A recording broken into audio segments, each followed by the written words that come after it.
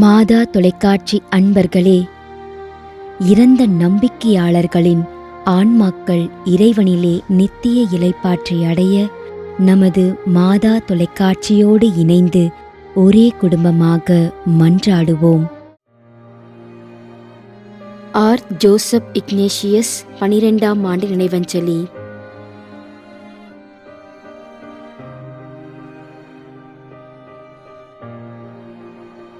M Irudayanathan.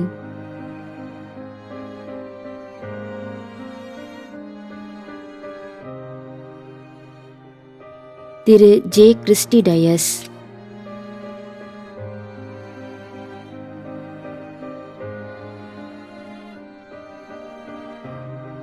திரு Palraj.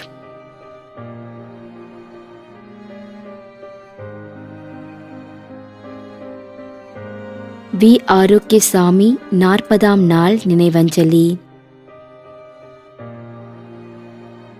C Agnel Cyril Peiris மற்றும் குடும்பத்தில் இறந்த அனைத்து ஆன்மாக்களுக்காகவும் யாரும் நினையாத ஆன்மாக்களுக்காகவும் வேண்டிக் கொள்கிறோம்.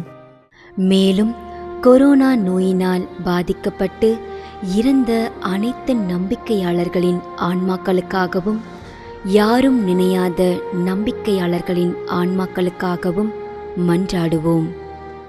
தந்தை, மகன், தூய ஆவியாரின் பெயராலே ஆமென். ஆண்டவருடைய பெயராலே நமக்கு உதவி உண்டு. விண்ணையும் மண்ணையும் படைத்தவர் அவரே.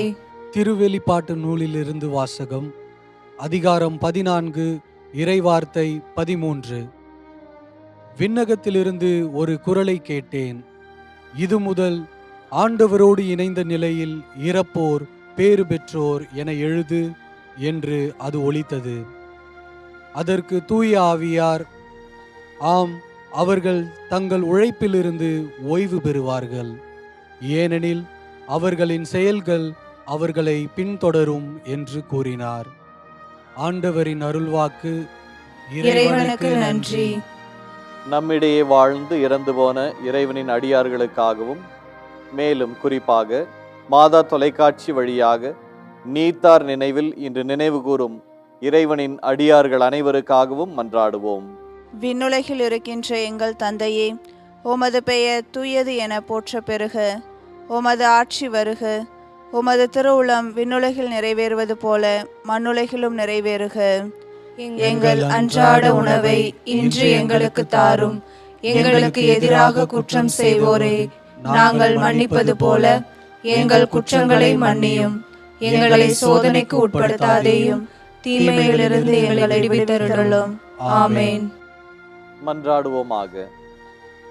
இறைவா, இரக்கம் காட்டுவதும் மன்னிப்பளிப்பதும் உமது இயல்பு.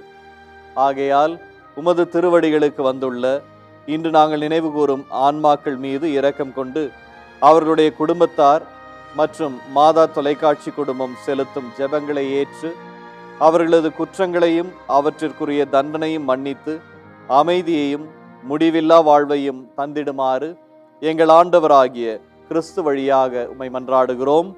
ஆமென். நிலையான இளைப்பாறுதலை ஆண்டவரே இவர்களுக்கு அளித்தருளும். முடிவில்லாத ஒளி இவர்கள் மேல் ஒளிர்வதாக. இறந்த நம்பிக்கையாளர்களின் ஆன்மாக்கள் இறைவனின் இரக்கத்தினால் அமைதியில் இளைப்பாறுவனவாக. ஆமென்.